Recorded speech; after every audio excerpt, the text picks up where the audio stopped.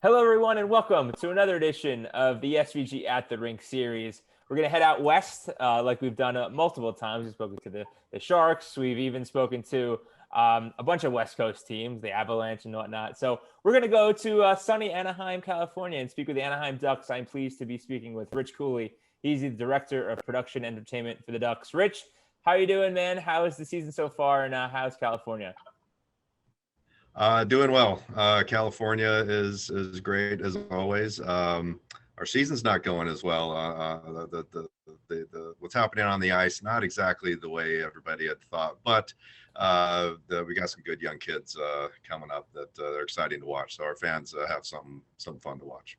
That's all right. Down year, but you're not wearing you can't lace up the skates and get on the ice and play on the fourth line. So you're up in the control room or down in the control room doing a lot of hard work. But let's talk about in-venue elements at Honda Center. What are you playing right now? I guess you could say for yourself and for the team because fans aren't here right now of recording. So what are you guys playing on the video board right now? Well, what we've been doing, as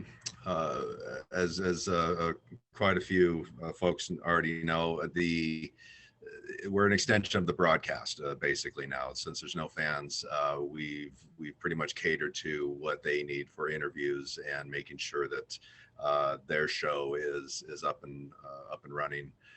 As far as what we're doing, the pregame show, we moved inside our concourse, which we never do. It's usually outside where the fans can engage. And so we moved them inside and dressed the setup.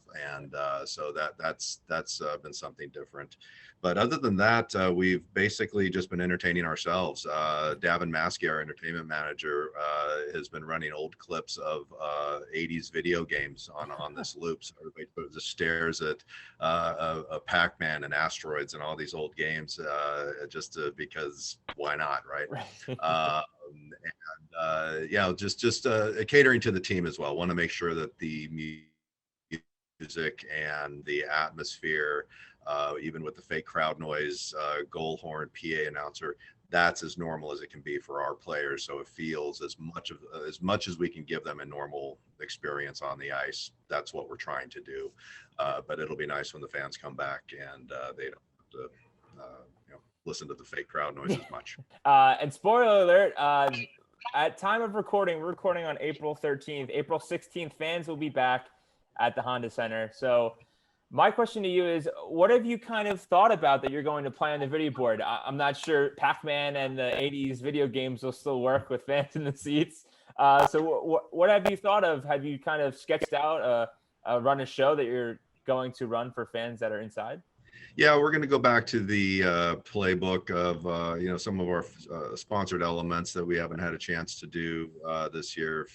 Certain fan cams and some trivia elements and things like that. Our in-arena host will be back. Our organ player will also be back, and they're both characters, and they kind of help add a lot to the show. We'll have a lot of that back as well. One of the things that this going to be interesting. We've also, as some teams have done, we added a second screen experience on the side so that through our social media channels, we're able to, engage with our fans. That's going to continue for the remaining 5 games. We do have fans. And so we're looking at ways to integrate that on the video board, have our in-arena host interact with the second screen experience host, who's also one of our in-game DJs, and he's terrific, and he's been running this thing every home game and away game all year long. He's just been running like crazy. So he's been terrific. And so that's one element we're looking at that's going to be different from anything we've ever done. Right. It'll be in an area where there won't be any fans sitting, so we'll have a little flexibility to have some fun with that. So other than that, not really doing much more than that. That's interesting to hear because a lot of people that are doing an in-venue show and a second screen, they kind of separate the two. But you're trying to kind of bring both together. You're interacting with both talent that are on each property, and that should be an interesting thing because even though fans are in the stadium, in the arena, it's not a sellout crowd because of COVID. One day we will get back to sellout shows when it's appropriate enough to do so. But that's another thing that you guys seem to be doing because even if you can't grab a ticket, you want to kind of connect with the team, right? Yeah, I mean, our fans haven't seen our in-arena host for over a year.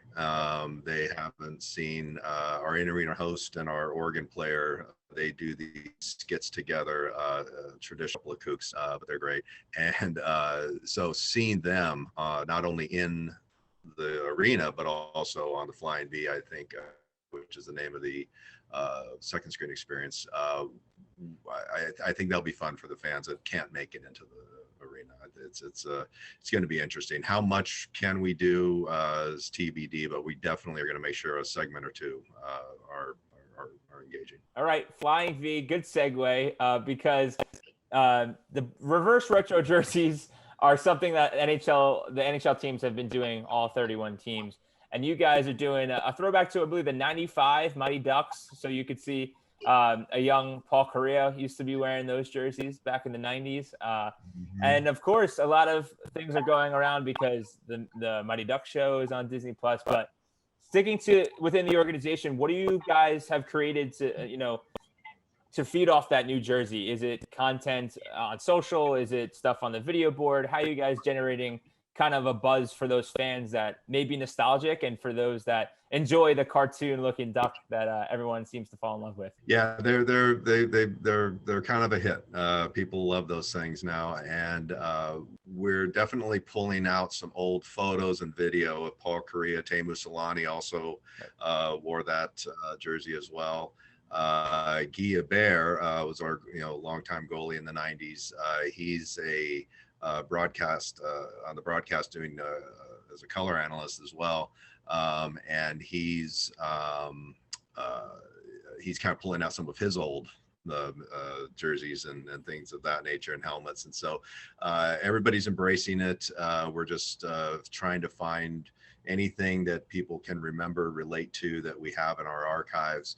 And yeah, the show is I haven't seen it yet, but I hear it's getting great reviews, and we love connecting with the old brand as much as we can. During the 25th anniversary, the Ducks 25th anniversary, we had almost all of the cast of the Mighty Ducks movie, the original movie, attend a movie screening here in California during that year, and had a Q&A. Then we had them out here to the arena to attend a game, and they had a great time. And so there is a connection there. We have Ducks Day at Disney California Adventure Park each year as well. So the fan, a lot of fans, especially the Disney fans who love the Ducks, that's great for them as well.